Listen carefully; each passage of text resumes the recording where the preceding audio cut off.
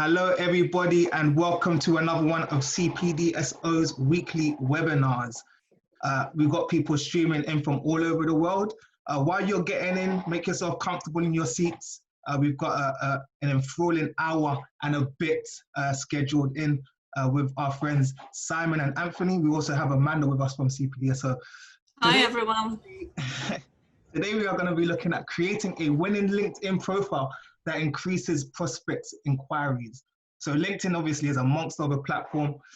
Let's look at some of the stats. It's got 675 million monthly users, 300 million companies, 94% of B2B marketers use it. Is it for you? Let's just look at a few more stats that we've got here of LinkedIn. So 40% of monthly active users use LinkedIn daily. So 40% of that use LinkedIn daily, which is a massive percentage of the daily usage there. LinkedIn reports users' goal to be 3 billion. So they still think they've got a long way to go. They want to get up to 3 billion. So looking forward into the future, it's a good one to get a grip of now because their targets are really big. There are 63 million unique mobile users monthly as well. So that obviously shows that it's cross-platform too. So looking at the types of content that you put out will be affected as well. Anyway, that's enough from me. Those are just a few stats for you guys to mull over in your minds. Okay, so a warm welcome to everyone. We've got people from all over joining us today. People from Asia, Africa, Europe, America. Welcome all. Copies of this webinar will be sent out afterwards. So do not worry about putting that in the chat. Okay, so copies of this webinar will be sent out post-webinar, so don't worry about putting that question in the chat. It is something that comes up a lot in the chat, but please do not worry about putting that one in. Also, please guys, for GDPR, can we please turn off our videos? This is gonna be going live on YouTube. So we just want just the presenters' videos on there. So if you could please turn off your videos now for us. I will be doing a clean sweep afterwards, but if you can just turn those off for me, it will be much help. So just looking at some more of the housekeeping rules. The chat is mainly going to be used for Q&As. So please try to just stick to using the Q&A, the chat for the Q&As, which will be coming in at the end of the session. We've still got people streaming in. So guys, I'm just letting people into the room still. This has been a really popular one. Okay, let's have a look at the chat quickly. So no keyboard warriors, please. If you have any comments, any negative comments, unlikely to happen, but if you do have any negative comments, please direct them to my lovely founder of CPDSO, Amanda Rosewarne. Her email is just on your screens now. I think she's going to put it in the chat for you guys as well, so you can just copy that and paste it into your notes. Again, I doubt you're going to be needing that. But yeah. So just to sort of elaborate on Daniel's point there, the reason that we've made this as part of our chat etiquette is that sometimes, for whatever reason, some people have found that the webinar session hasn't met their expectations, wasn't quite on the topic that they thought it was going to be. And they just made not necessarily rude comments, but just a little bit of negative feedback. And that's completely fine. We want to know, we want feedback on whether this session has met your expectations. But at the same time, we don't want any kind of negative commentary and the conversation starting to go completely off piste as to, you know, what the content we're delivering are.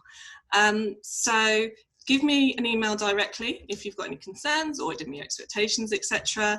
And let's keep the chat nice and fresh with lots and lots of points and questions or thoughts about the session that we're delivering today. It's certainly been a popular one. Yeah. Sorry, Daniel, back to you. No worries. Again, people still streaming in, I'm sure from all over the world. So yeah, it's still filling up the room. Another point to touch on is no self-promotion, please, guys. I know we're talking about LinkedIn, and I know you might get tempted just to slide your LinkedIn link into the chat. However, that's not allowed. So please do not do that one, guys. Or no other links, please. So no sharing of links in the chat.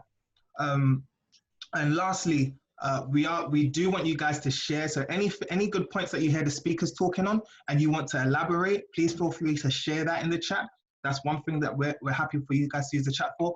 Another one that we really love is support. So if you hear one of our speakers say something interesting or intriguing, you can say, hey, that was a great point, or anything else that comes to your mind. And then as well, lastly, questions, obviously. So please do use it for your questions, because at the end of the session, we will be running through as many questions as possible.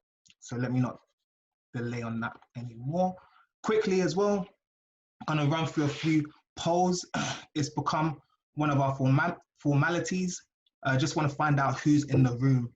So I want to find out your status with the CPDSO currently. So I'm just going to launch that poll for you just now. It should be on your screen now, guys.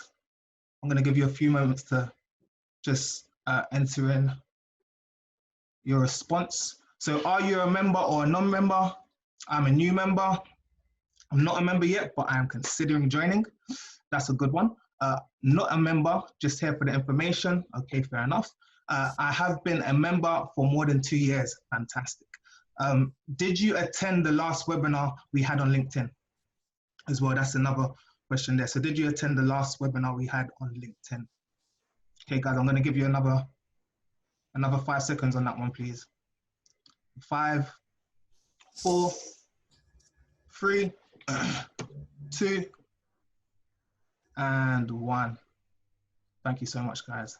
Thank you for that. So Daniel, could I just say, just butt in, sorry. It's really interesting, just to share one of the poll results with you. So we've got 90% of you that didn't attend the last session on LinkedIn that we did, which again had our wonderful guest speakers that we've got here today, Simon West and Anthony. And you can find that, if you'd like to listen to it, on our YouTube channel. But basically this session was put together as a result of that session, where we talked about how to really drive leads from LinkedIn for your training or coaching or education business. And so this is why we're doing this kind of live walkthrough. So it's excellent to have so many of you on here today, but just to let you know that there is another session that you can look up on YouTube to sort of, that looks at using LinkedIn as a platform sort of slightly more generally. Definitely, great point, Amanda. What I will be doing, I'll share that link with you to the first session. I'll share that in the chat once I hand over to the speakers and I've got a bit of time. I'll cut and paste that and share that in the chat so you can all access that in your own time as well. We are going to be going over a little bit of the information from the first one, because we did obviously kind of predict that there was going to be some new attendees in the audience. All right, so moving on quickly, last poll I've got for you guys today. So we just want to find out what topics you want in future sessions. It's something that we do weekly, just to get a good understanding of what our viewers want from us. So there you go, it's in front of you guys now. So if you can make a quick selection for me, I'll read them out as well. So the effects of COVID on mental health and returning to work, how to win new business with digital etiquette, presenting without the drama, using SEO to drive traffic to your page, how to use PPC advertising effectively.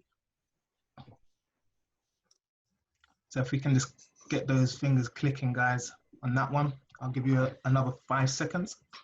So 5, 4, 3, 2, and 1.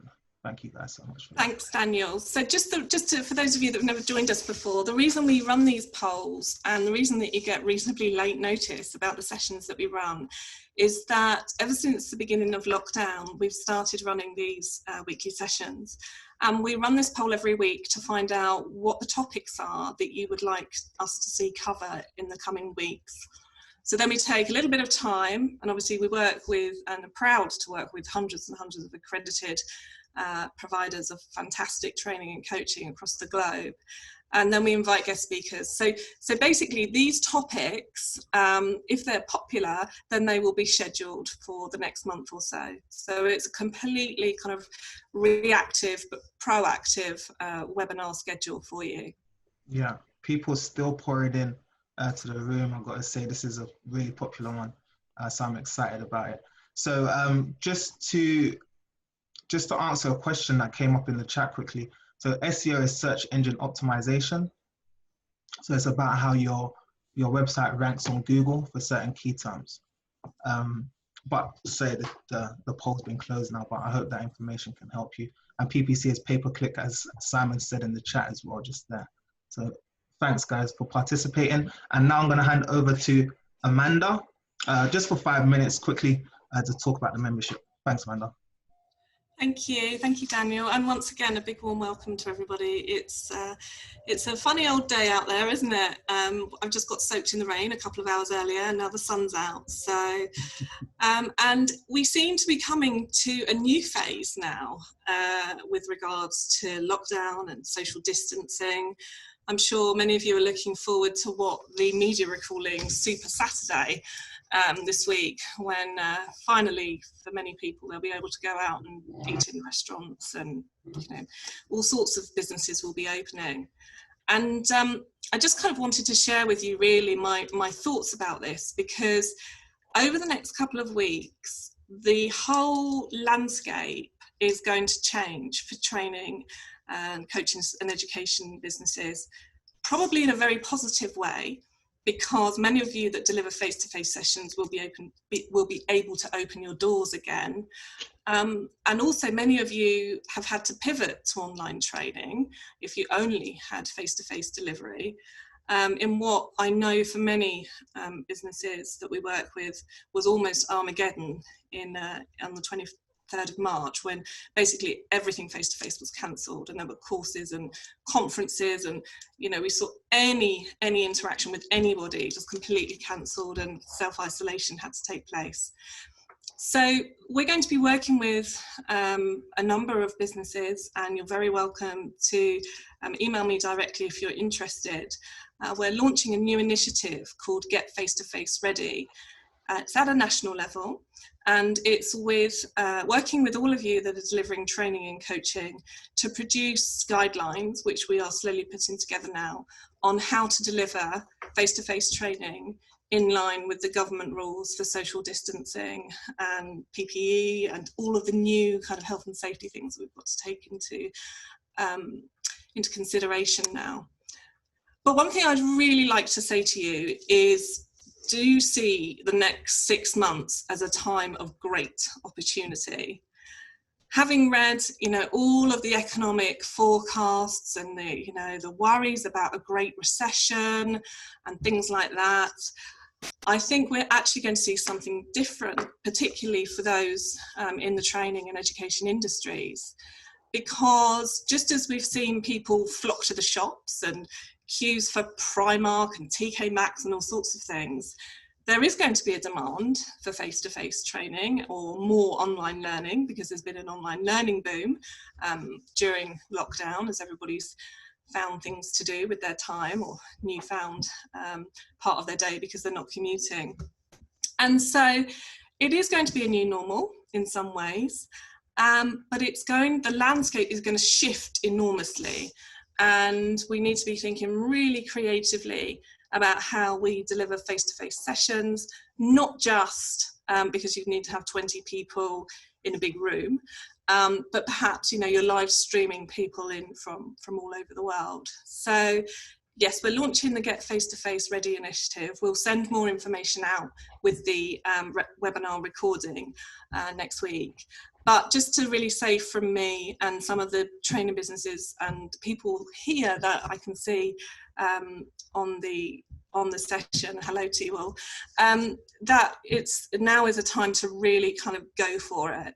But at the same time, I'd very much advise that if you buy the papers, I'm a dinosaur, I still buy the papers rather than read them online, but really keep up to date with what is happening in each industry, particularly wherever your clients are congregated, because this has never happened before. We're not, if we do go into a recession, going to go into a recession because there's been a real economic disaster somewhere, similar to the banking crisis or 9/11.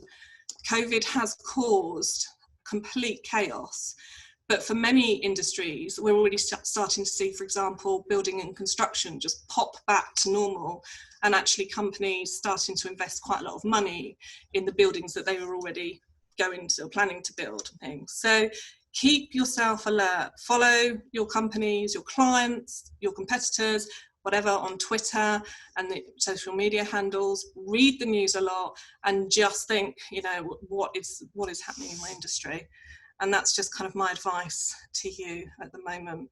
And if we can be of assistance in any way, then drop Daniel and I an email or book a consultation call with Daniel for 30 minutes. He'll be happy, I'm sure, Daniel, to tell you a little bit more about it all. Yes. That's it from me. Let's get on with an amazing session. And thank you to Simon and to Anthony for continuing to share your wise, vast knowledge of LinkedIn today. Definitely. Thank you, guys. Yeah, hold on to your hats, please. Definitely. But if you can, please, well, not if you can, please do turn off your cameras. It will be much appreciated. I can still see a few floating heads there. So if you can, please turn off those cameras. It will be much appreciated. Thank you. So we have a 15-minute webinar session coming up with Anthony and Simon West. Q&As will be at the end. And remember what I said, the recordings and slides will be available after the session as well. So just a quick one. We did ask for people to submit their profiles into us, and my inbox got absolutely hammered this week. So fortunately, it wasn't up to me to select. I forwarded them on. So it wasn't up to me to select. So if you are disappointed that yours didn't get chosen, it wasn't my fault. So yes, those are going to be, a few are going to be involved in this session. So if your one does come up, please do feel happy because you got chosen out of many, not a few. So moving on. Did you want to say something? Yeah, I'm just going to say something. So the other thing to say is that we have never run a session like this before. I mean, we weren't doing weekly Zoom sessions before lockdown. So this has been a real learning curve for Daniel and I can tell you. Talk about doing some CPD for ourselves. So you're going to have to kind of bear with us a little bit because we haven't experimented before with people updating their online profiles, which is what we're going to do today with some case studies, which is really exciting. But we haven't done this before. So we don't expect there to be any problems, but you're just going to have to come with us for the ride, really. But I'm sure we're very safe in Simon and Anthony's hands. Talking about Anthony, here he is. I never ran out of positive things to say about Anthony. He's such a, I don't know, he's just such a nice guy, amazing guy. Founder of Powercall training. Again, he's worked with the likes of Vodafone, Coutts and Co, Grant Thornton and many more. So there's not much else to say. I'm going to put you into his capable hands right now. So Anthony, there you go. Please do feel free to share your screen. Lovely, great. Fabulous. Okay, great. Well, thank you very much for the very warm words. That's fantastic. Let's just have a quick look. I'm just going to bear with me one quick second. Can we see the slides right now, Daniel? Yeah.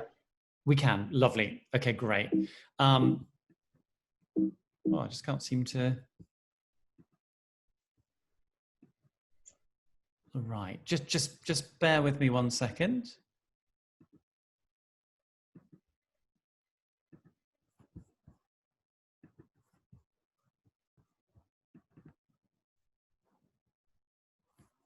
Lovely. Hopefully everyone can see that. Yeah, Daniel? Yeah, everyone can see the lovely. Okay, great. Let's get started. Thanks to Daniel and Amanda for the kind words and for the warm introduction. I'll get stuck in then. So firstly, let's look at the LinkedIn mindset. one of the most important things about getting the most out of LinkedIn, if we really do want to use it to uncover new opportunities, is that we really need to think about our reasons for using LinkedIn in the first place and the kind of mindset that we want to adopt around using LinkedIn. And really, as far as I can see, it may sound a bit harsh, my terminology here, but really there's two types of individuals, really, that we tend to meet on LinkedIn. One are drains and the other are radiators.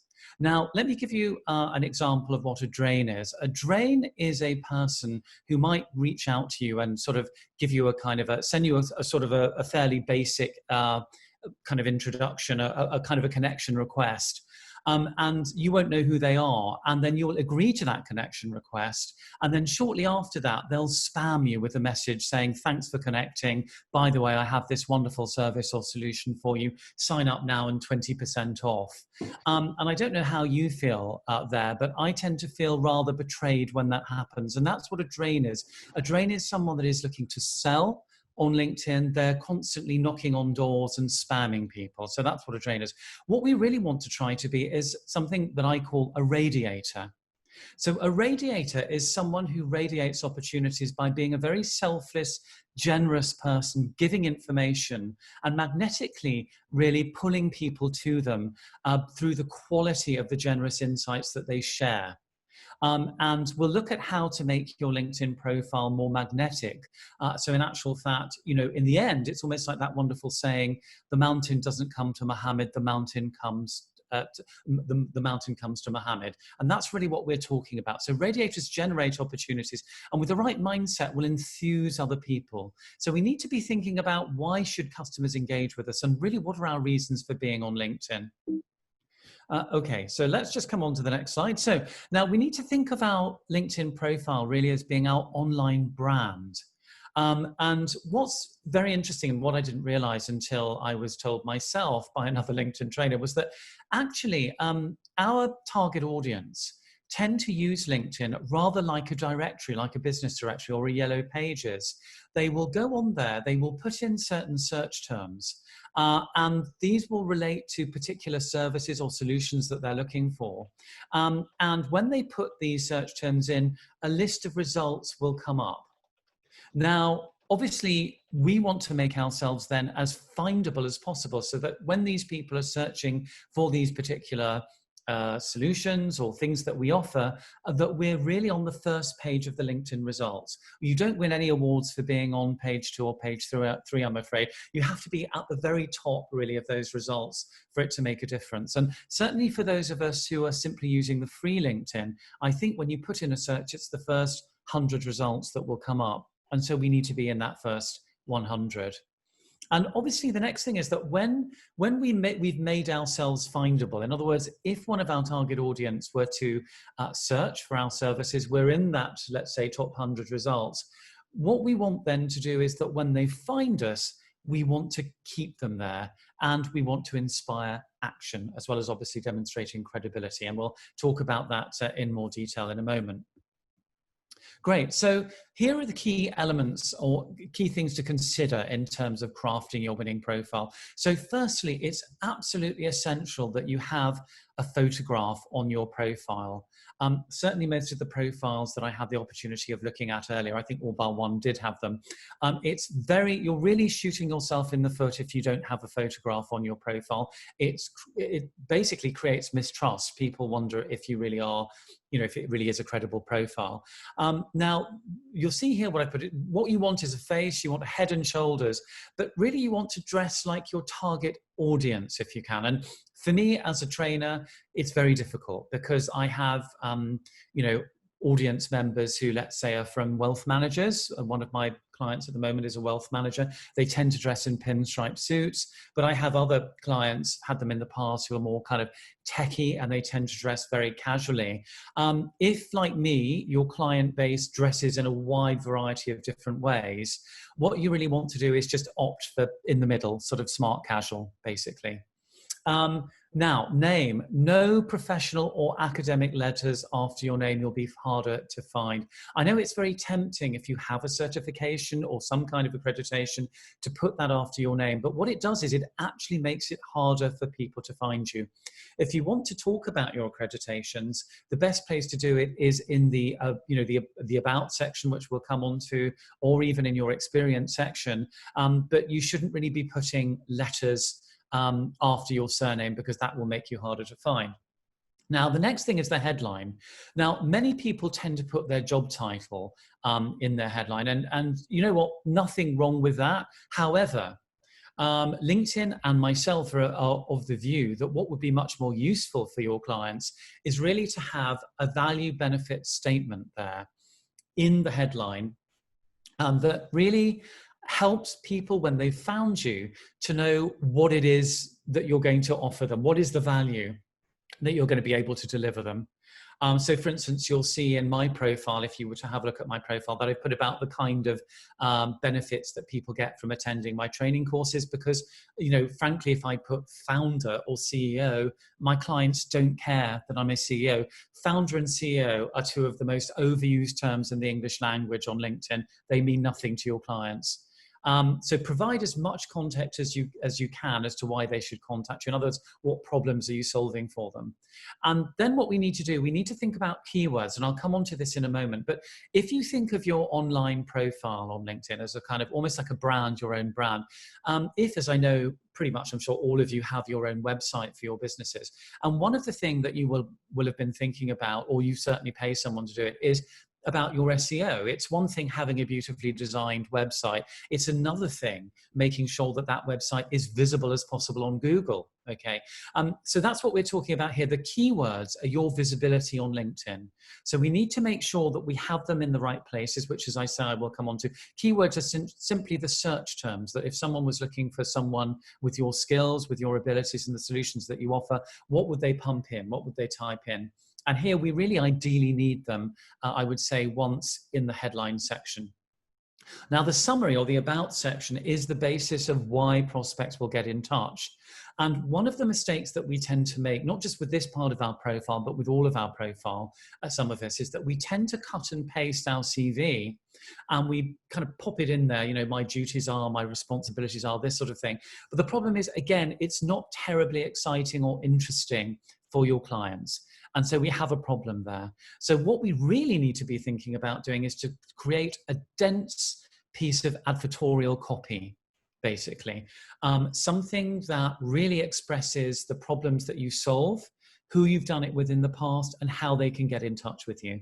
And here, what I'm talking about when I talk about the prospects with them, the what's in it for me. Ultimately, our prospects aren't that interested in talking about us or necessarily even learning about us. What they're really interested in is, does your copy on your website, does your text act and behave like a mirror, where your clients can look at it and go, hang on, how did this person understand me so well? How did they know that I'm thinking this, I'm feeling this, I'm pained by this right now? That is what we need, okay? But too often we don't do that because we're busy sharing certain, I don't know, awards or things that we've done, but not necessarily from the perspective of how that's brought value to our clients.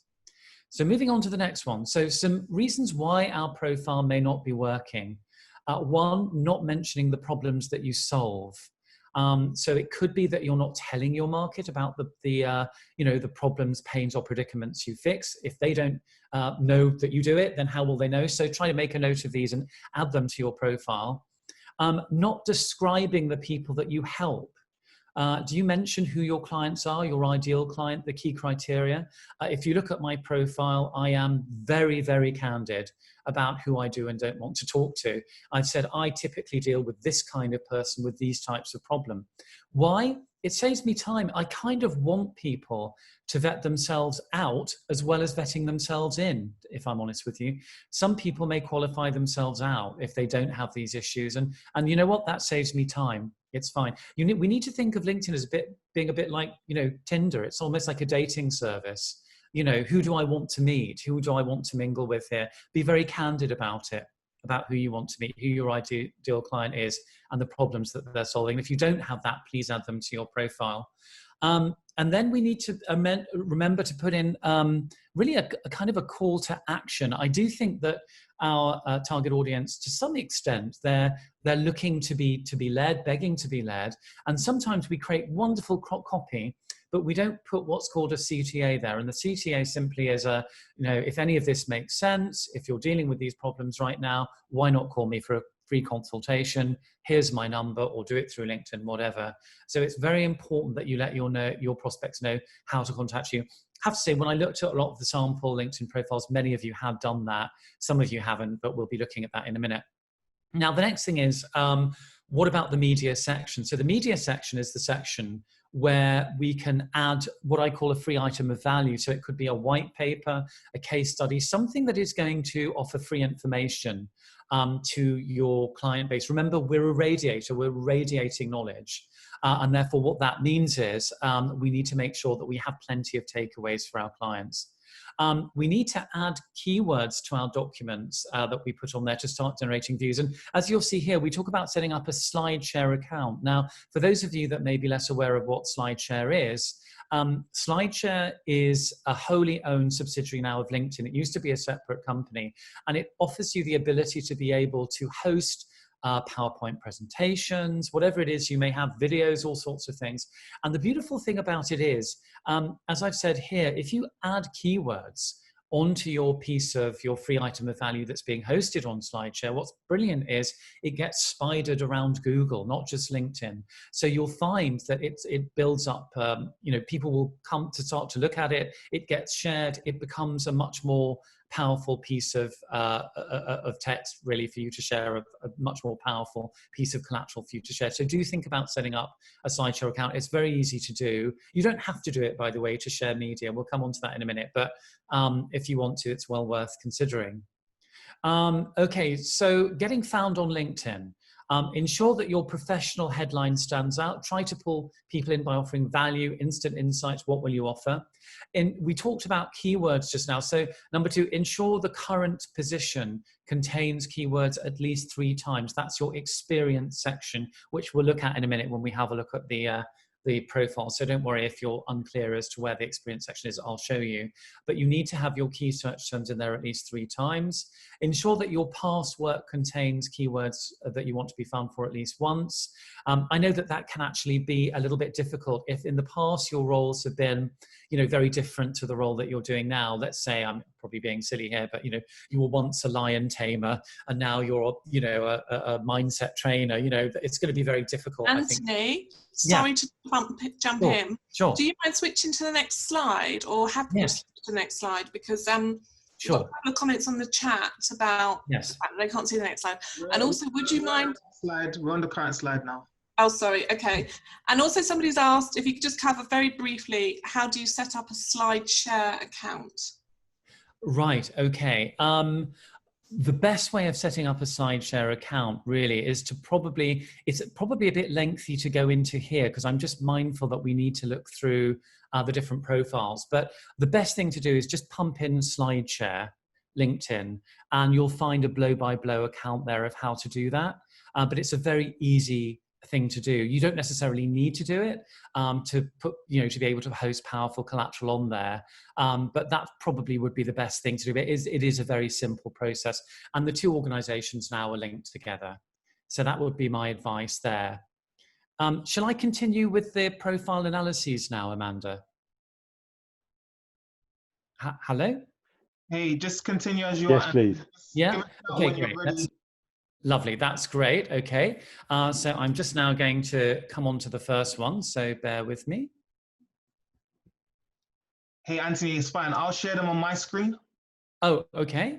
So if you just tell me when to move on to the next one. Rightio, okay. Well, sorry, can you guys see that? Hello, Daniel. We've got Marla Sanders. Marla Sanders, can you see that? Okay, I'm actually good to do it from this side, Daniel. Is that okay? Yeah, go for it. Okay, lovely. Okay, good. So, right, this is the first of the profiles that I had the pleasure of seeing that was submitted. And as we can see, Marla has put a beautiful background image here. And I'm very pleased that she's done that. The only thing I would say, Anthony, Marla, is that Anthony, 1 second. Can you please share it from your side if you want it to be on your screen? At the moment, I'm sharing it from my side. Oh, okay, sure.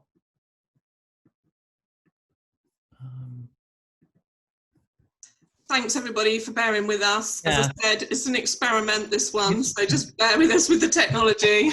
You know what, Daniel, just do it from your side, and when I say scroll down. Yeah, exactly. Just direct me. It's fine. Can we do that? Yeah, okay, great. Great. So as we'll see, Marla's put a lovely background image here. Now the background image is this, it's normally a blue bar behind where the photo goes. And all too often we forget to put any image here. And it's such a shame. It's such a wasted opportunity because really LinkedIn offers the best advertising real estate in the world. And we need to bear in that. So what I would suggest is putting something in this background area that is an image that reflects you and the value that you can bring to your clients, to your audience. And you don't necessarily have to put your company's logo. You can do. I mean, I have one client that does that with 3 bullet points about what they offer to their customer base. You can certainly do that, but something that really reflects you and the value that you want to bring.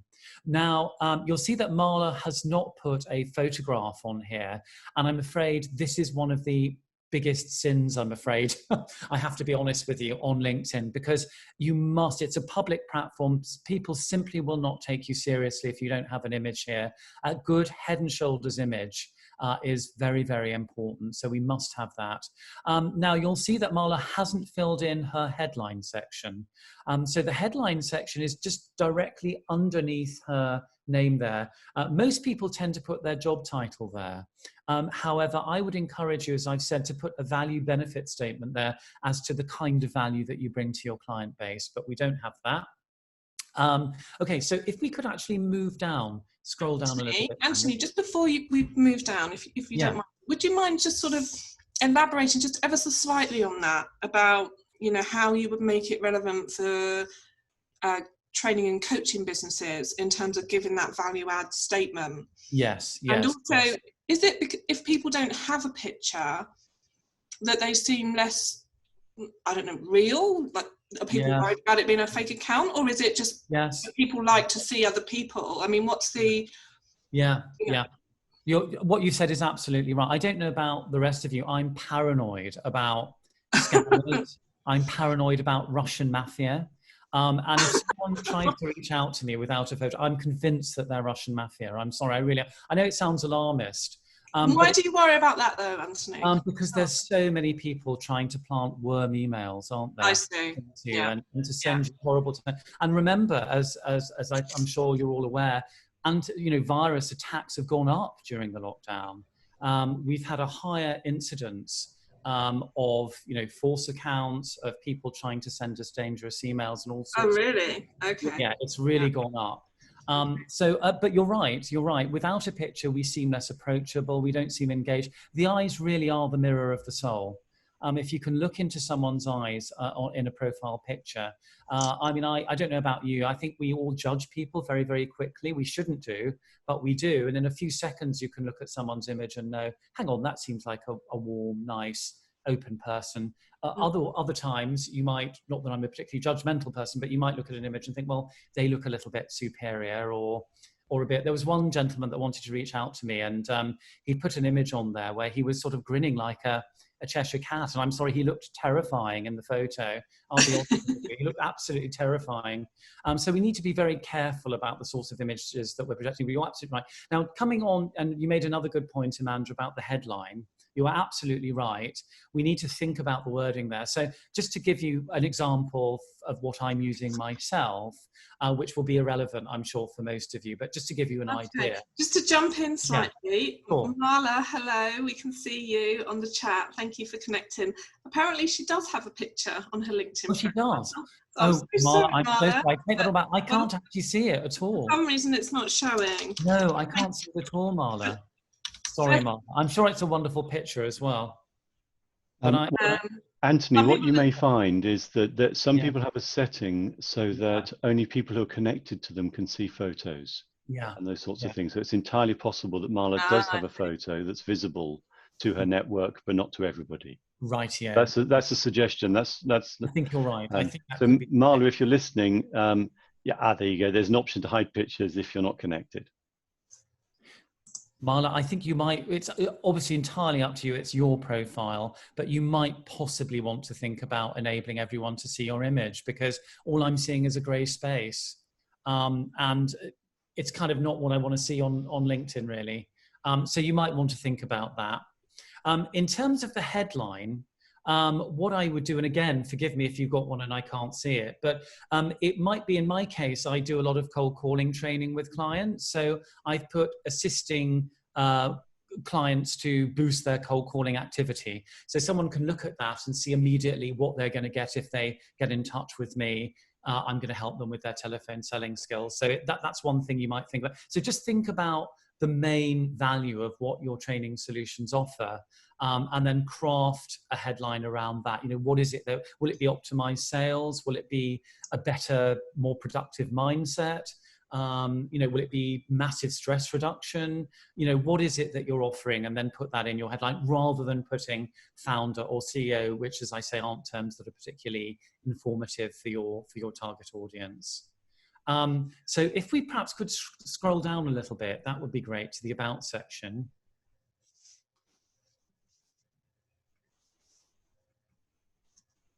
And just while you're doing that, Anthony, there's just a couple of little questions in there. So some people are saying recommend a professional photographer and not a picture from an evening out.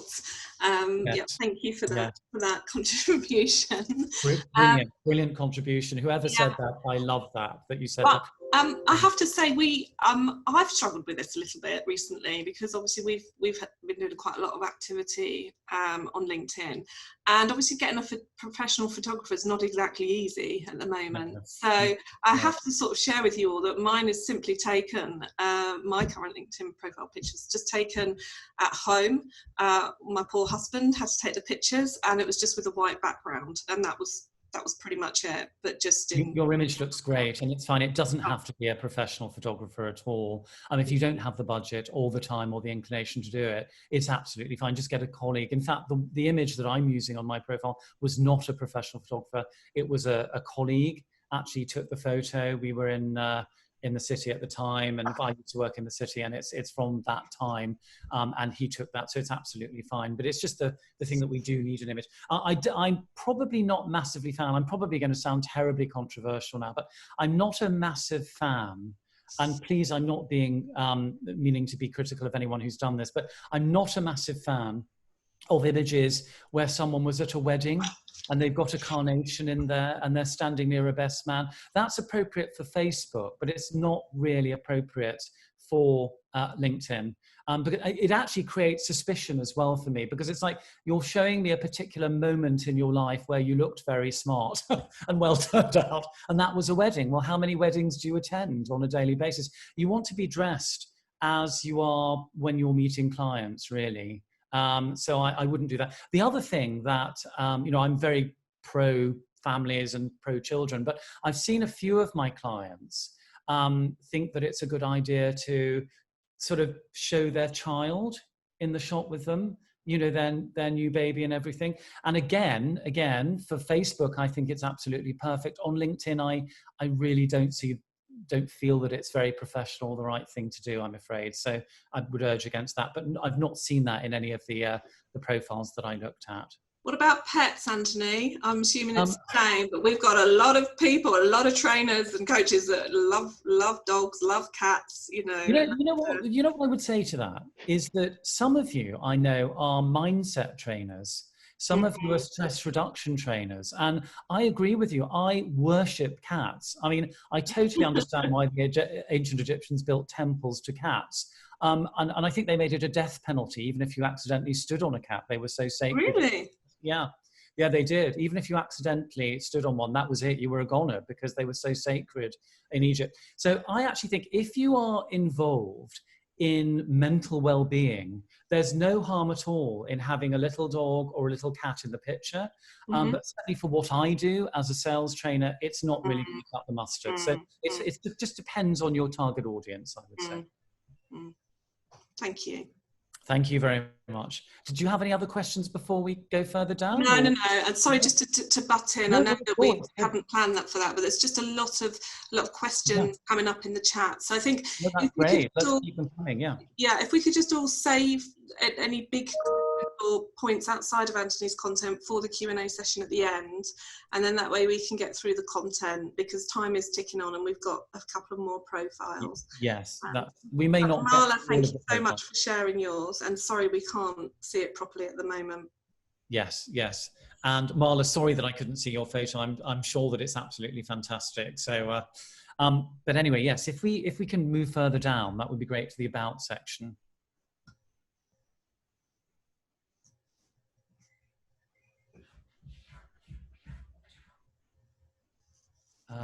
Daniel, are you able to? I can move down. Sorry, I'm sorry, Daniel. I can do it. So that's absolutely fine. So now we've got, this is the About section. This is the section where we need to grab them. Remember, we're hoping that we've come up in that first 100 results, you know, and we really, really want to grab them. We absolutely want to have a piece of shameless advertorial about what you do and the value that you bring and how you help people with the problems that cause them to stay awake at night. And instead what we have here, I mean, don't get me wrong, Marla, member ASCA, BABS, REPDCTA. I'm sure that all of these are very excellent organizations, and it's absolutely fine to share the organizations that you belong to and any accreditations and so on. But what I think we might actually have here that would be lovely would be just a little bit more information about, you know, what services do you offer? Who do you offer them to? But crucially, what are the benefits that you're able to offer? You could even bullet point it as well. So it could be something around, you know, I'm afraid I don't know what you do. I see that it's something to do here. How feasible would it be to construct a sustainable residential building in NYC? It sounds fascinating, what you're doing, but I would love more around what this means in terms of if someone were to get in touch with you. How would that play out? Is it a consultancy that you offer? Is it training solutions? What exactly might it be that you would offer them? Okay, and also we would need a CTA as well, a call to action at the end. If any of this makes sense, you know, please do get in touch. Here's my number and so on. And you would need your keywords at least once in this section as well. It's fine that you've provided a link here. That's absolutely fine that you've done that to the Urban Landscape and Garden. But I would just put a little bit more here. My fear is that you may perhaps, Marla, be losing a few people that may look at that and they may go, well, the ABSRE, I'm not quite sure what that means. And people are horribly impatient these days. And they may kind of, we don't want them to bounce. I think we call the word bouncing. We kind of want to hook them in. Okay, so let's carry on. And what else? Well, what we're missing here actually also is really between the highlights and the About section, or in fact, sometimes it's further down between the About and the Activity section, we should have what's called a featured or media section. Now, remember, we're wanting here to be radiators. So we're wanting to share valuable collateral. It might be white papers, studies, research, whatever it is that is going to give some instant free takeaways, basically, to our audience. And this is a missed opportunity, not being able to, you know, basically not sharing them, not having them there. I'm going to quickly show you how to do it. What you would do is you go up to here to the more thing. Oh, gee, hang on, where has it gone? Just bear with me. It's normally up here. There's normally a section. Let's have a look where you can add things. And for some reason, I can't even see it on this profile, which is very strange. Anyway, don't worry. Later on, I'll show you how to do that. But basically, we need to think about adding some media there. Okay. Now, the next thing is the experience section is not filled in. Okay. We want a big, rich piece of copy about what it is you do. You can put your landmarks down, but your landmarks should be reflecting the value that you've brought to your client. So if, let's say, I often have to talk to salespeople who will put in here, you know, hit my quota for the year, the highest performing salesperson, 20% over target. And that's all very well. But the thing is, your client base don't really care about that because they're not seeing any value to them. So your landmark should be, saved £20,000 for my latest client, or increased mental wellness rates in my client organization by 50%, or whatever it may be. If you have metrics that you can put in here just to show the value that you bring to your clients. And you don't have to mention your clients by name. Obviously, if you, if you're subject to client confidentiality, then, that's fine. You can just put worked with a wealth manager or worked with a counsel, whatever it may be. And that's really what we need here. And we need at least 3 keywords in here, basically, to enable us to ensure that we're coming up in those search results. The other thing is, you'll notice here that there's a little grey band, or little grey, not a band, but a grey square. This will enable that Marla to link this with her company page. So what that means is that if we haven't already done it, we should think about creating a company page as well on LinkedIn, which is very useful for raising brand awareness. And you can link your personal profile to your company page, where people can get more information about what you do. So just to bear those things in mind there. Okay, so just coming down, education is all fine. We've got some licenses and certifications, which is good. I'm delighted to see that there's volunteer experience here. I think it's very, very good to put those things on here that reflect your personal interest, perhaps outside of your work. It's always lovely to see someone that's very active and getting out there to help people. So I can see that Marla's a very philanthropic person, which is great. I'm also impressed by Marla's skills and endorsements, good for public speaking, good for sustainability and new business development. That's great. She's put her interests here, which is fantastic. The thing that we crucially don't have at the bottom, and that I personally would love to see, is some testimonials. For those of you that don't have any testimonials from your clients, do try, if you can, to send. You can do it automatically, actually, through LinkedIn. You can send out a request, basically, to someone that is hopefully a contented client, and invite them to actually submit something for your approval to add on there. The thing is that clients love to read these testimonials, because what it does is that it makes them realize that you are a mover and a shaker in your industry. You're helping other people like them, and vicariously they'll read these nice positive words, and it incentivizes them to want to get in touch with you. So we really do need to think about that. But I know that perhaps it's that very British thing that many of us in Britain have of, feeling slightly inhibited about asking clients for testimonials. But frankly, if they appreciate us and we've done a good job, it's absolutely fine to ask. So that's all I really want to add about this profile. And so if it's okay, I'll then come on to the next profile. And thank you, Marla, for letting me look at your profile. Anthony, just to remind you, they are seeing my screen. So just give me directions, okay? Oh, lovely. Okay. So let's now then come on to Tim West.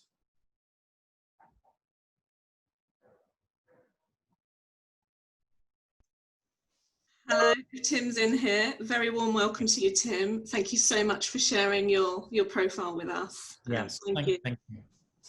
Thank you very much, Tim. That's great. Okay, so all I wanted to say here about Tim, I think Tim is someone who is looking for employment. It's kind of much the way that it's been filled in has probably been related to different jobs and tasks that Tim has done over the years.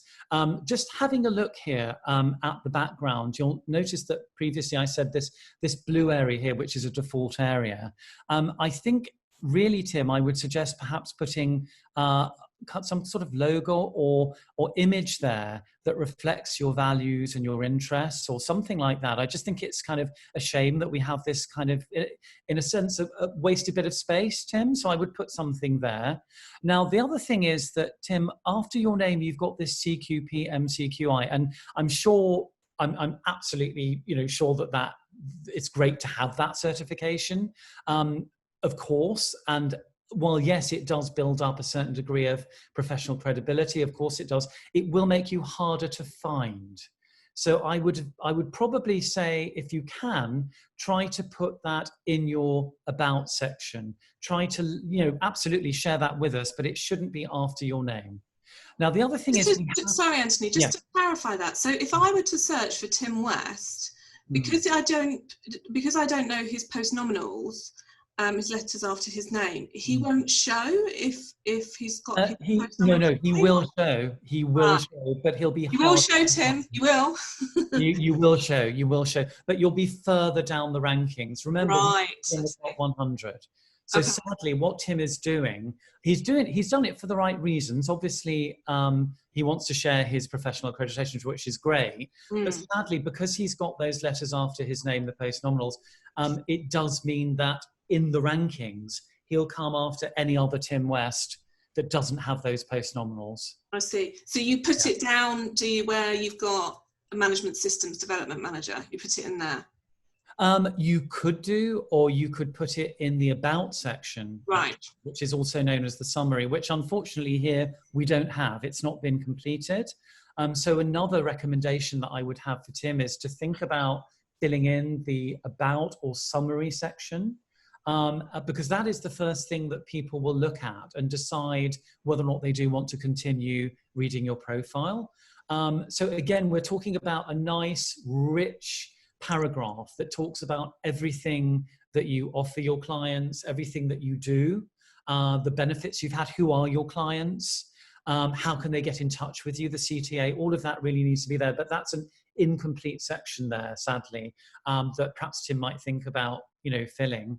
And I think also we've got the job title here as well of Management Systems Development Manager. And again, it's down to Tim's preferences, but possibly we might think about putting a headline there, a value benefit statement as to what that actually means for your clients, assuming it is a client-facing role. What does that actually mean for your clients? What benefit will they gain from reaching out to you, for having a discussion with you?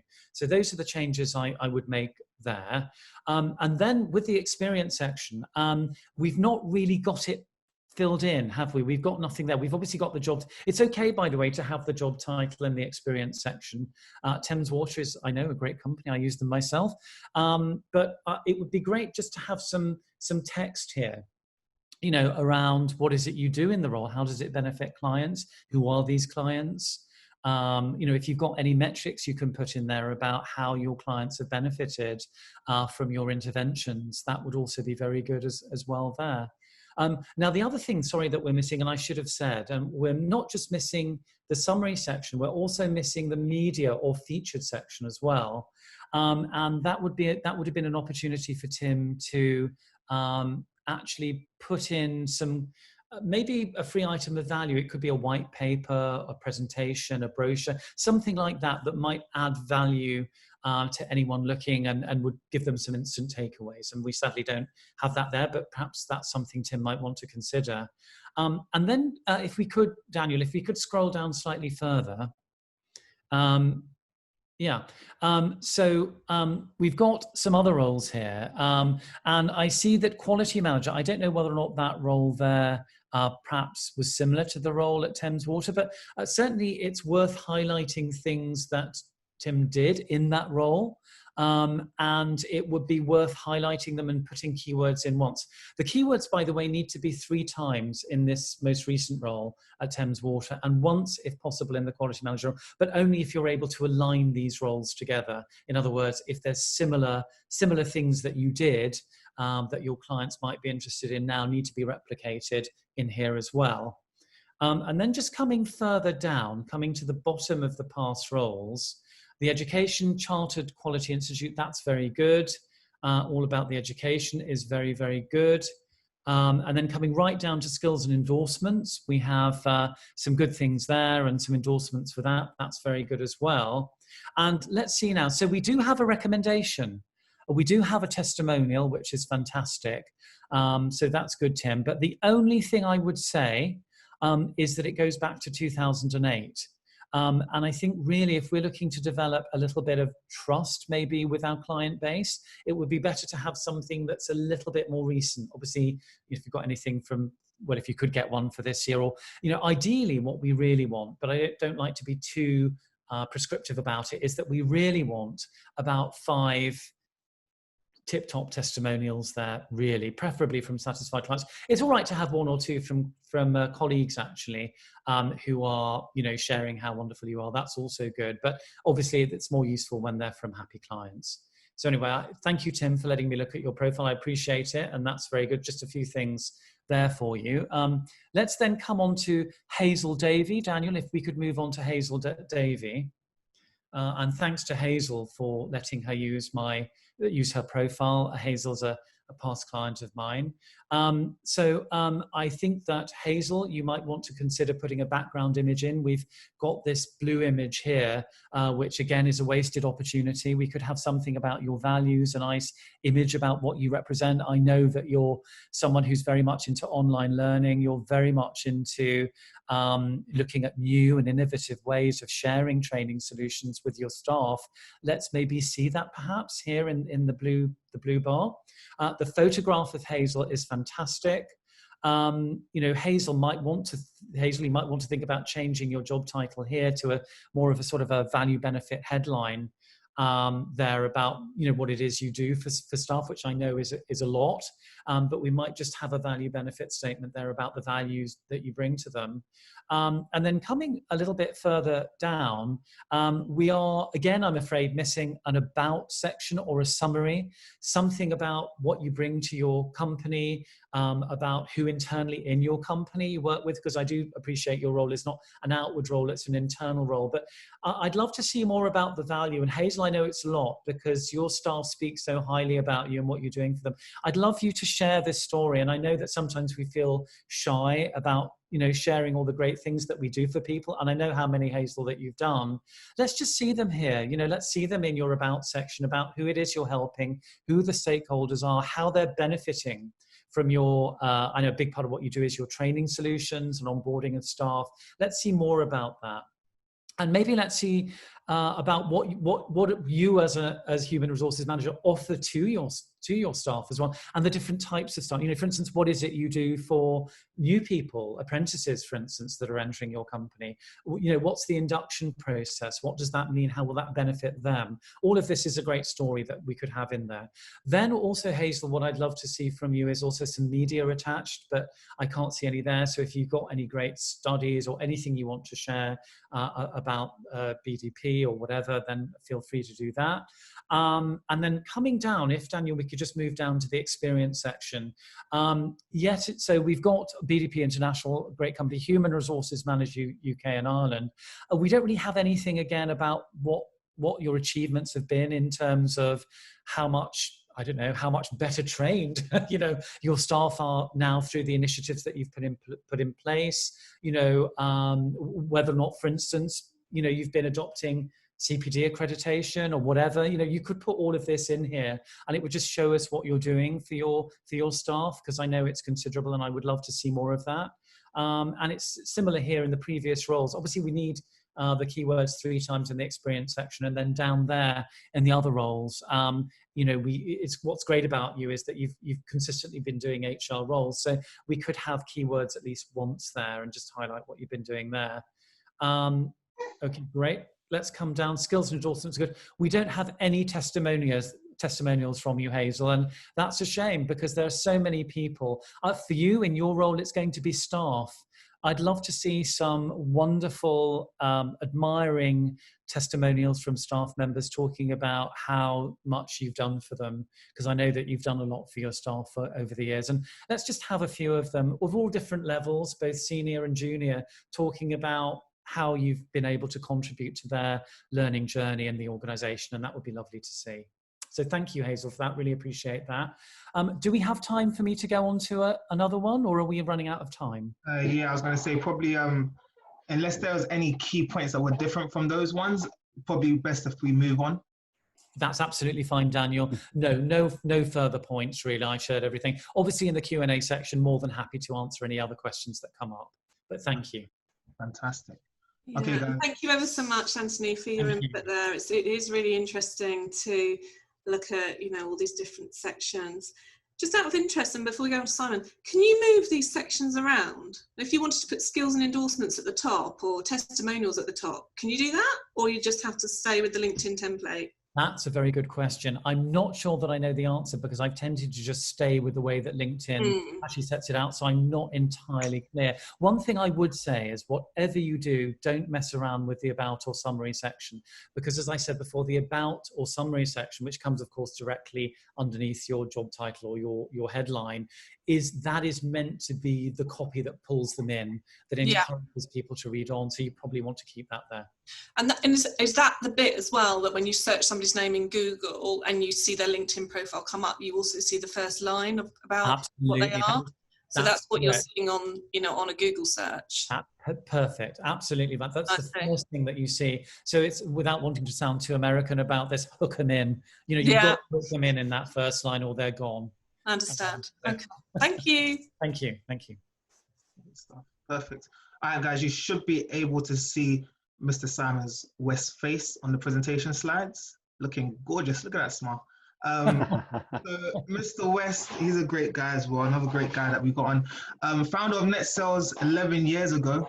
So he's been doing what he does for a long time now, working with LinkedIn and other things like CRMs and making sure that businesses can keep on top of all of their contacts and so forth. One interesting thing I would like to say about Simon is that he turns hobbies into jobs. He actually a cameraman. So when he was talking about pictures before, he left a little comment in there. He actually is one of the lucky ones that is actually getting to go to the football matches because he shoots for the Premier League and all other kinds of other fun stuff. So without further ado, just a little fun fact, I'll hand you over to Simon. Thanks, Daniel. Yes, I'm one of the 200 people allowed into a Premier League fixture at the moment, and I have to say it's really strange not having a crowd in there. But there we go. Hopefully we'll have the crowds back soon. Daniel, I'm just going to share my screen now, and we will go from there.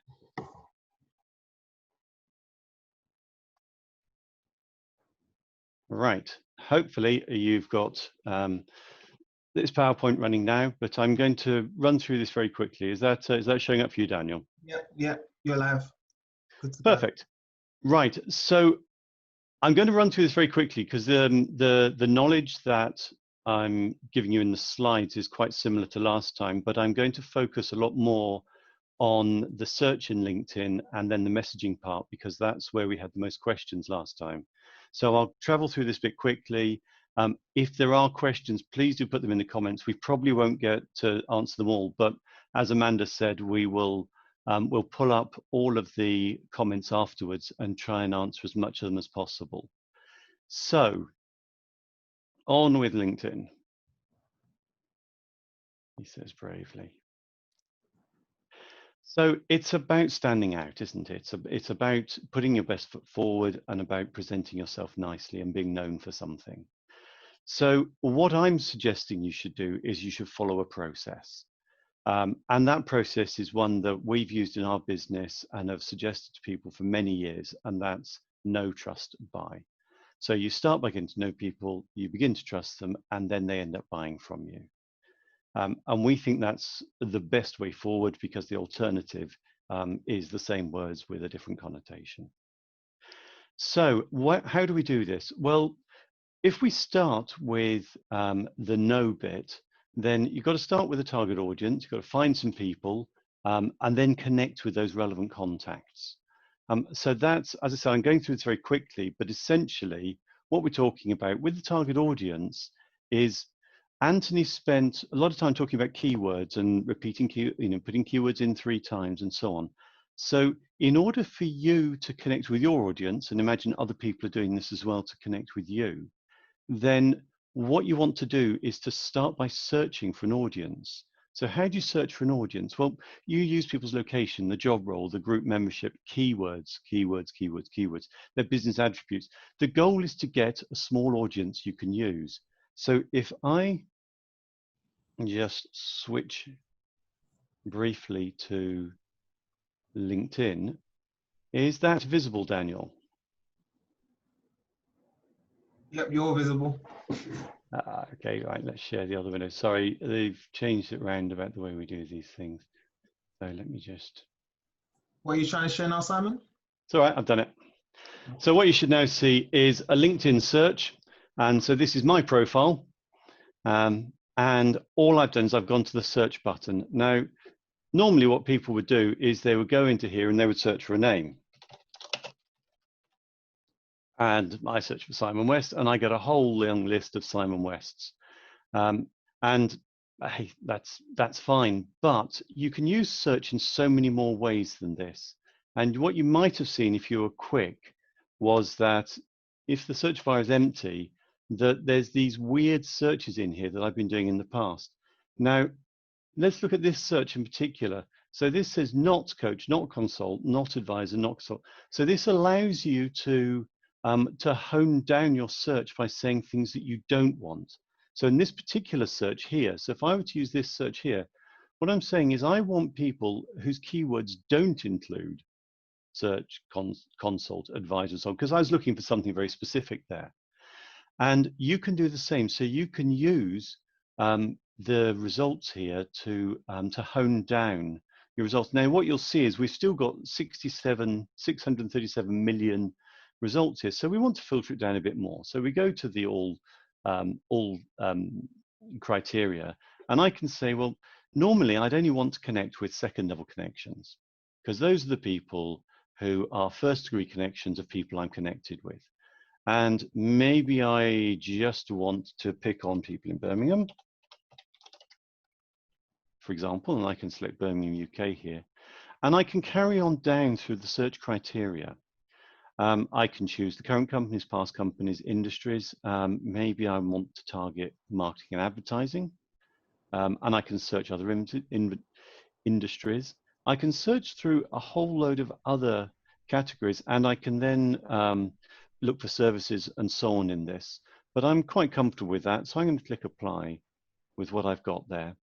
And we've gone from many million to around about 1,400 results, which is a lot better if you're looking to make a targeted connection list. Now, from here, if you've got your search set up correctly, these are the people on LinkedIn that should be most interesting to you to connect with. So what do you do from here? Well, it's really simple. I tend to do it this way, so I'll right-click on somebody's name, open in a new tab, and then the next one as well, open in a new tab, and the next one as well, open in a new tab. Now, what this means is across the screen, I can actually see these people. So once one's loaded, I can look at that person very quickly, say, is this somebody I want to connect with? If they are, then I can hit the connect button and send them a message. So I can hit connect, and yes, always add a note, and then put a note in to say why you want to connect with them. And then once you've done that, once you've hit send, then you can close that one down and move on to the next one. So that's the way that I use to connect with people, and each person gets a connection message.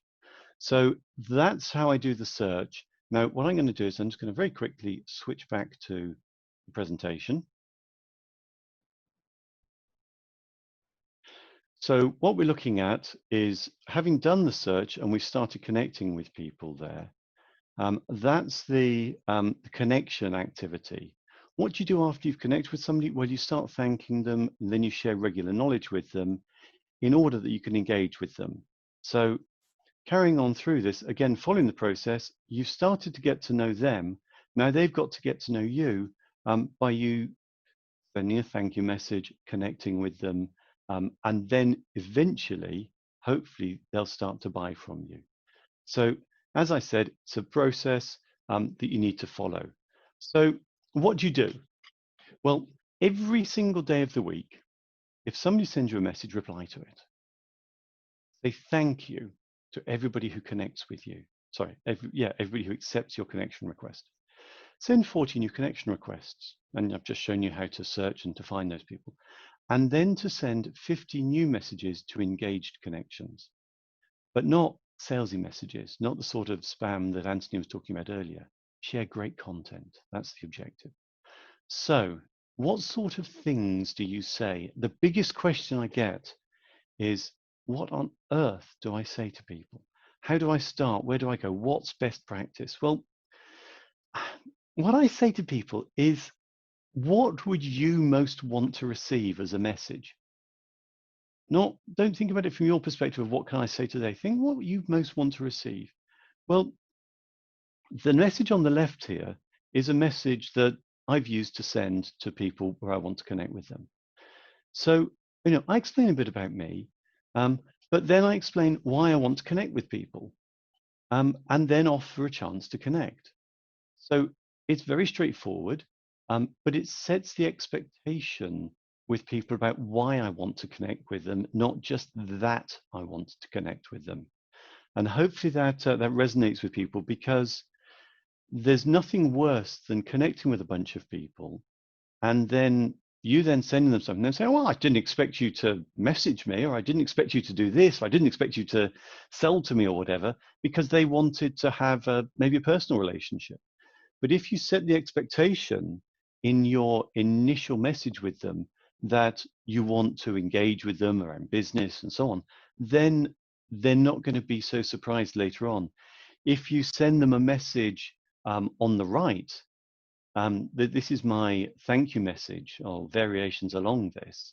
That's when you can see we've been through the process of changing some of these. So my message now looks a little bit more like it's up to date, because we're talking about social distancing and easing out of lockdown. But it's also, you notice, I'm making a connection directly with the person. I've obviously looked at their profile. This isn't a standard message. I'm recognizing that I'm talking to a director who's also in a fairly technical sales and business development role, or a training role in this case. So I've made a connection with the person, I've thanked them, and just offering them the chance to engage. Because what we're trying to do here the whole time is to start a conversation. It's not about selling, it's not about getting people to buy from. It's about starting a conversation. Because come back to what I said earlier, you need to be known by people. They need to trust you. If they don't trust you, they're never going to buy from you. And once they trust you, then if there's a reasonable opportunity, they'll feel more inclined to buy from you. So the thanks message says basically thank you, and this is what's coming on. So what do you do next? Well, you've sent your thank you message. You sent your thank you messages to everyone. So next you're going to start to message people within your existing connections. And I saw a question that was asked before the seminar that said, I've got lots of connections, but how do I engage with these people? Well, the answer is you send them. Now, you can't send 22,000 people messages, because I think he said he had 22,000 connections. That's probably a bit much for one day. It's probably a bit much for 1 year, particularly as you've got to send them directly. But you can send to people who, so you can do a search in your contacts for the people who have the keywords that you most want to talk to people about. So if you've got something to say about sales and marketing, as we have, then searching for sales and marketing in your first degree connections, and then sending those people a message that says, talks about sales and marketing and how they could grow their sales. Or in this case, offering a chance for my business partner to engage with somebody is perfectly valid. So that's how to send somebody a message and how to make it relevant.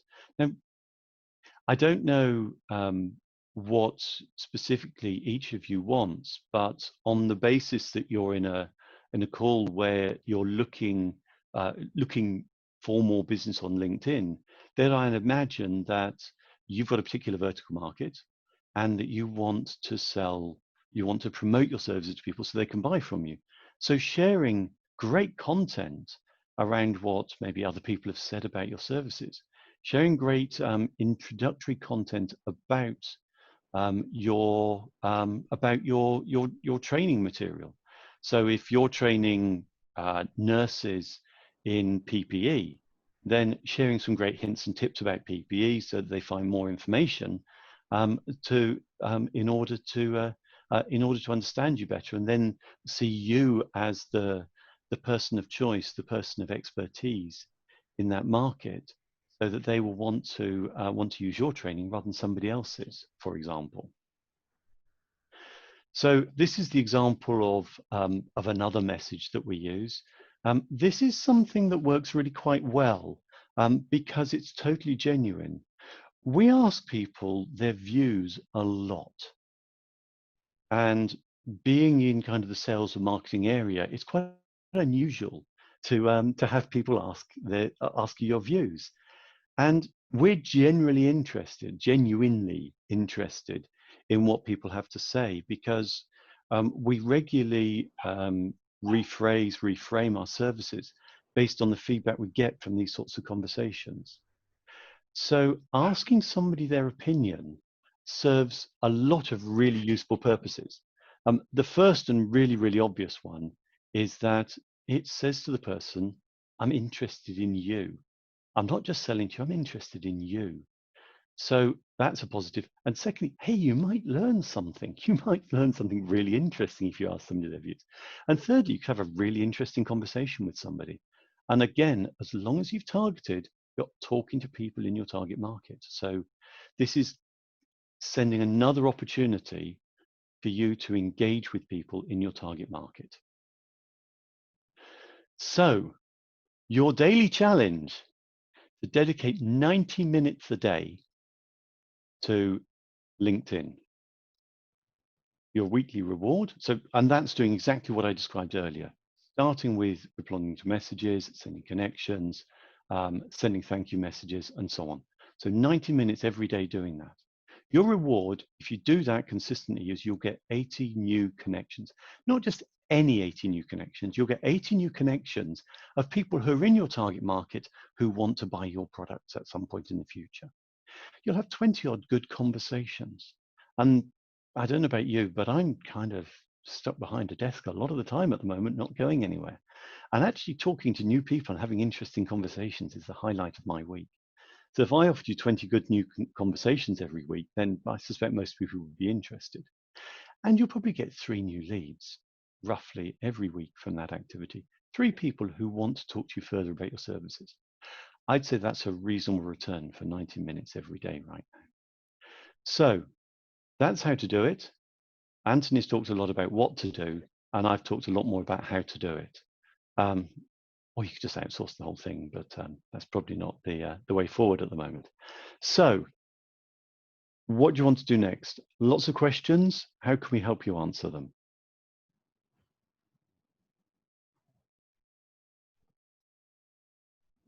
Daniel, have we got some questions to answer? Yeah, we sure do have. We've got a load of questions that came through. Probably too many to answer in the time that we still have left. But one of the ones that were most recent was that the messaging the messaging sequence looked a bit too long to some of the people, people on the call. So what would you say to that? The messaging, they thought, is it better to go with a shorter message or the longer one? Okay, we've done a lot of testing on this, and what we've found is that very short messages work incredibly well, and very long messages also work well. Medium-sized messages don't work so well. Why? I simply don't know, but that's what we found. So what I would say is give somebody a lot of information, or give them a small amount of information in the message, but don't be caught in the middle. And yes, the messages I sent were all long ones, but we do send, when I say we, I've got a business partner and 2 other people in the business, and we all run this, and we compare and contrast these things. So send either very short messages or very long messages, and mix it up. Brilliant, short and sweet answer there. Thank you. And moving on to the next one. Hey, Amanda, she's back. Moving on to the next one. How do you change the background? Oh, okay. Right. So what you do there is, if you hover your mouse on the top right-hand side of the blue background, what should happen is a little pencil should come up, which is a kind of an edit button. You then click on that pencil symbol, and it will enable you to suck up an image from your documents or wherever you've got it stored. So that's how you do it. But you won't see it unless you kind of hover there. It doesn't really offer itself until you hover, but you should find it there. Anthony, question from me. I've left mine blue because I wasn't sure what to put. So what would you recommend for me or for other trainers and coaching businesses? Is it a logo, our company logos? Is it an interesting sort of abstract infographic, or what is it that, I mean, maybe it's slightly different for me because, you know, we offer accreditation and work with training businesses, but what would be a really good image to use? And Sure. Is it better to use a customized image, or like me, just have left it because I didn't know what to do? Yeah, I think the worst of those options is just leaving it. Okay, I'm going to change mine now. That's right. Very direct. Let me share a screen and we'll have a quick look at one. Here we go. Yeah. And Anthony, here's a quick one for you. So this is this answers a whole bunch of questions, but that's the image I've chosen to use. Is that one of your photos, Simon? That's one of my photos, yes. Impressive. So I do have the advantage here of actually having all the professional kit to take photos. But to answer the question earlier, if you click this button here, then you can straighten zoom, you can do all sorts of things. You could, if I click change photo here, then it brings up the standard thing, so you can just add the photo there. And so if there are other questions around this, we can show in here. But yes, that's how you change the photos. Or, you know, similarly, clicking on here, you can change these photos and change everything using this little blue edit button there. Okay. And then I can change all those. Perfect. Okay, that's really helpful. Somebody suggested that I have thinking bubbles for my I think background, so I might do that. Yes, you could do. I mean, I think the advice I would give would differ on the organisation and on the. And I mean, I've got one fantastic client who's brilliant, and she has put a very arty thing as her background, which doesn't really say anything about her business, but it conveys her personality. But I would think with the CPD Standards Office doing what you're doing, I probably would have veered upon the side of maybe something a bit like a logo with just a few bullet points or statements about what it is you do for the training industry, about, you know, guaranteed quality and that sort of thing, you know. In other words, all those things that people get from signing up to you.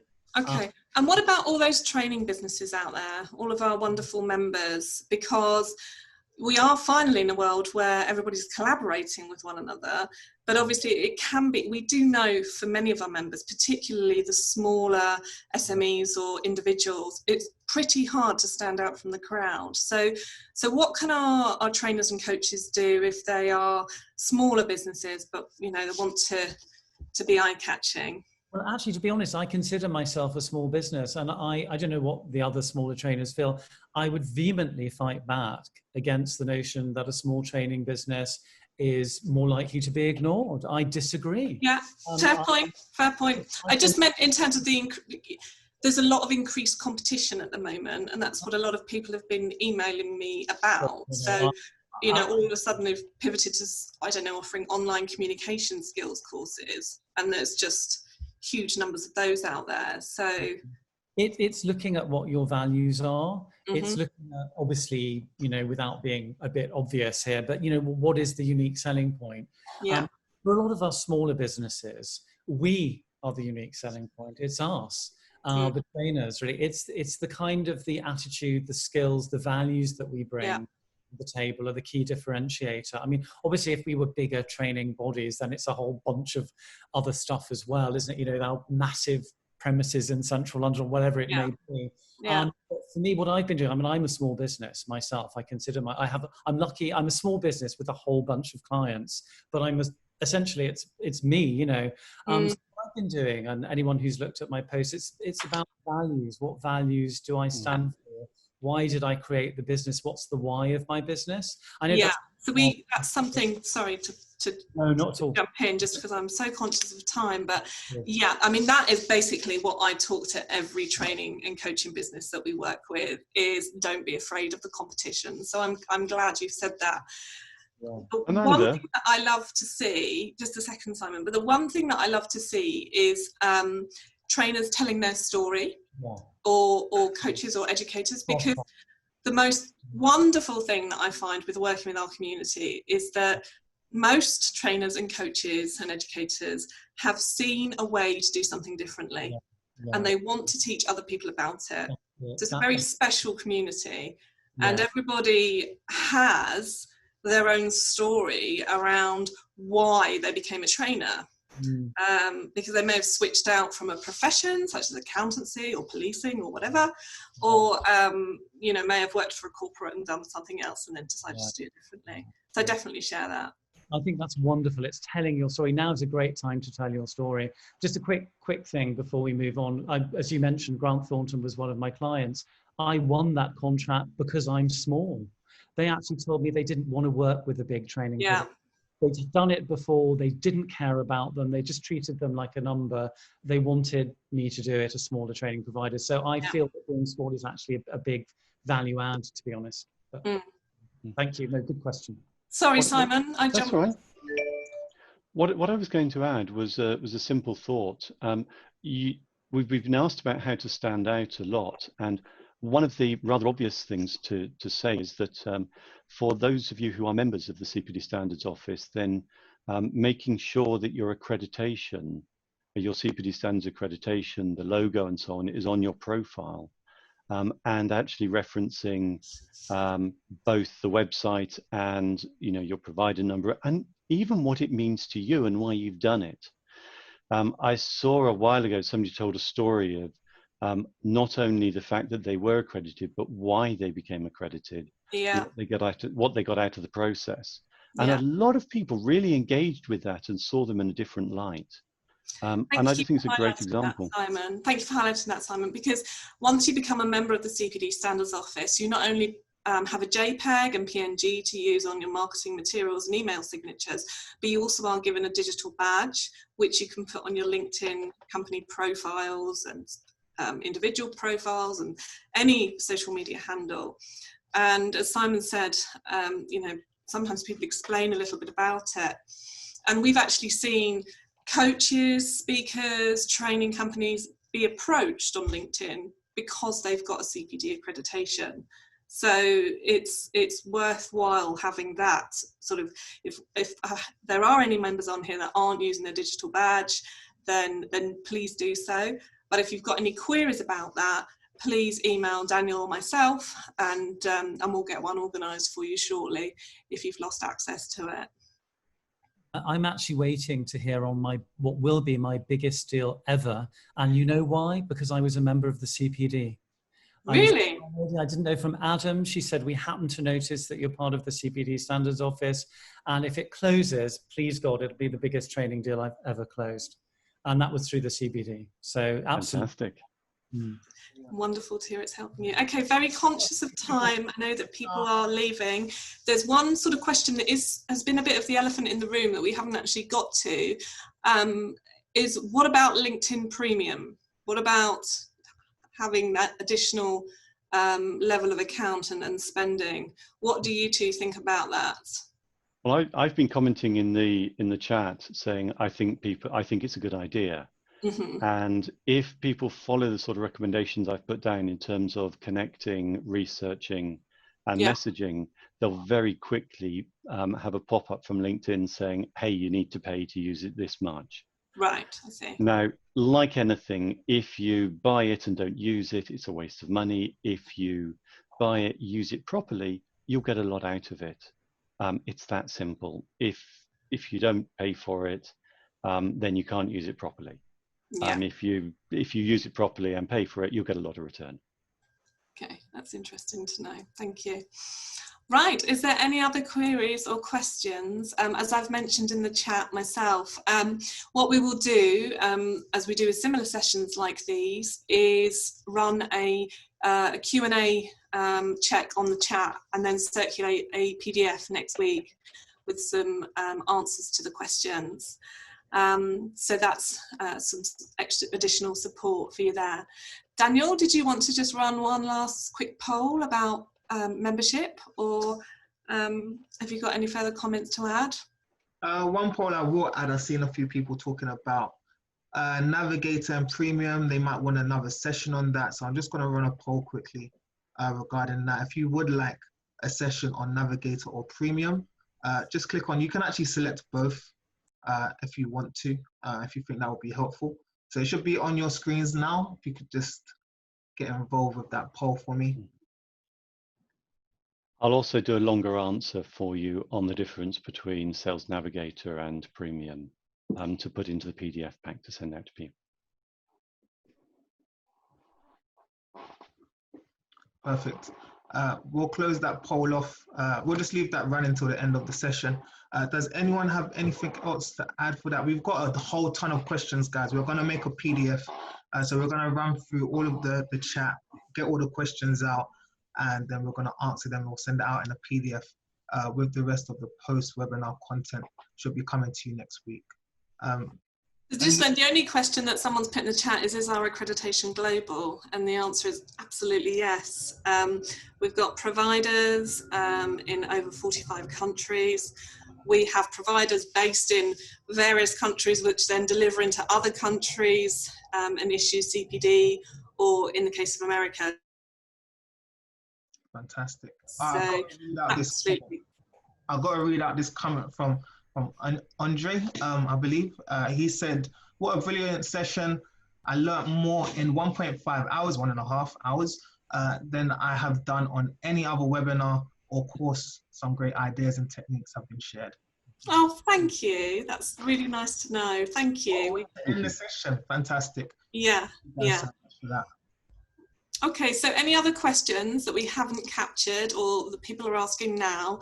As I said, we'll download the chat, we'll answer them sort of generally in a PDF, or we will come back to you specifically with your query. I've been trying to do some as we've gone through, but there are so many of you on here that it's been difficult to keep up with it all. But thank you all so much for joining us, and also to Simon and Anthony for just giving us some really useful information on LinkedIn. I'm personally going to go off and find a Bubbles picture and put a logo on it, and also think about reactivating my premium account. So thank you ever so much. Any final words from Simon or Anthony that you'd like to share? Thank you, everybody, for hanging around and hearing us out. I think LinkedIn's a fabulous platform, and there's massive potential for you on it. I completely agree with what Simon just said there. It's massively underused, and it's such a set of missed opportunities. Even like, as I said, with the background image there, just changing that you'll see a difference. So, but thanks to everyone for listening, and thanks for having me on. Thank you. Thank you everyone for staying on, and we will be back again next week, and sometime in the future we will be doing this session on Navigator and Premium, so please do keep your eyes peeled for that one. Next week we will have another topic for you, Thursday 2 p.m. so same time, same place. We'll be sending out links and information on email. Thanks a lot, guys, and we will see you again soon. Have a great afternoon. Thanks everyone. See you soon. Take care. Bye-bye.